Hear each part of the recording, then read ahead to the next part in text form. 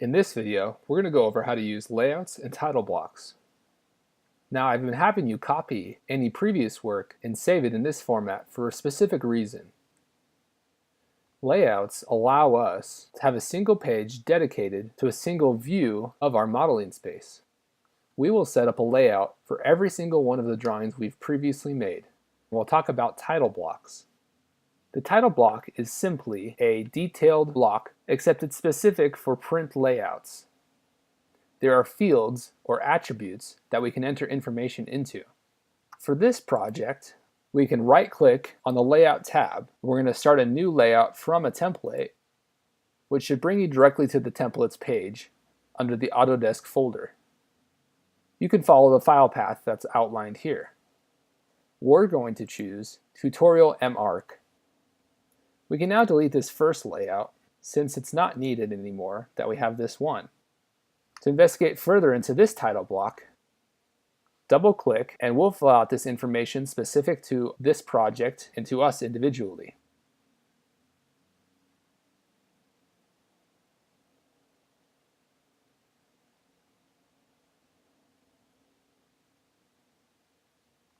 As you can see, the information has been updated within the title block, and we now have a general layout for all of our views. Before we copy this layout over, right-click it and let's turn Display Locked to No. This will allow us, when we switch to the modeling space, to be able to navigate around it. I'm going to copy this generic title block as a layout by simply right-clicking, Move or Copy, and creating a copy. We'll change the names as we go according to the view we're looking at. I'm going to do this a couple times so that we can have multiple sheets.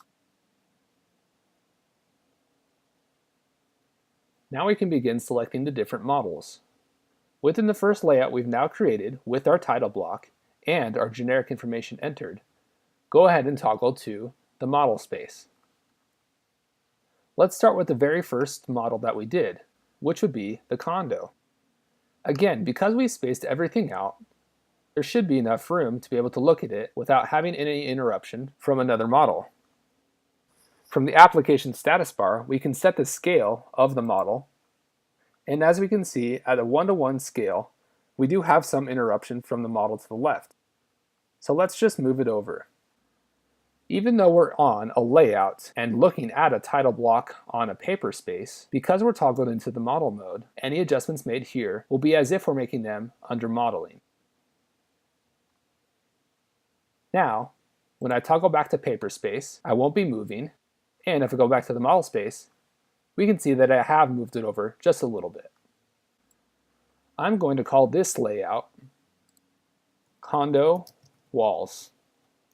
In the next and final video, we'll add dimensions to each of these layouts so they can be read individually. But for now, let's continue with our layouts.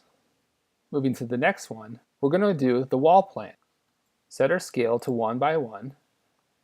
The scale this is referring to is 1 inch of page space on a D size paper represents 1 foot of wall. We can always adjust our dimensions once we're in the model space to be able to fit our title block. Going back to the condo walls layout, we can double-click the title block again and change the information for this specific drawing.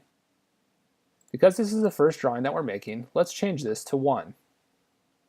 As well, we'll change the title or name of this layout to Condo Walls. And now it's been updated. We can do the same for the wall plan. I'm going to speed up this next section, but you'll see me as I work to ensure that I have a proper scale. Everything in this model fits within the paper space, and I've updated the title block to match what's in the layout.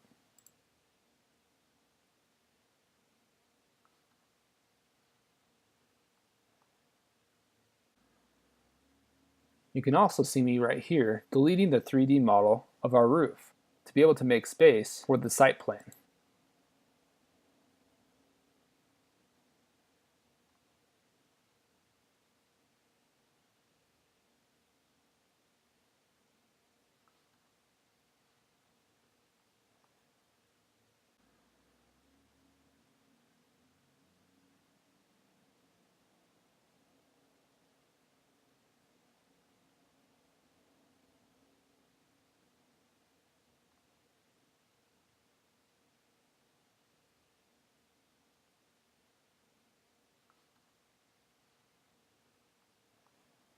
As you can see, I was having issues trying to get the view cube to display, but using a combination of the nav's wheel command and the nav cube view, it finally popped up after I exited and re-entered the modeling space.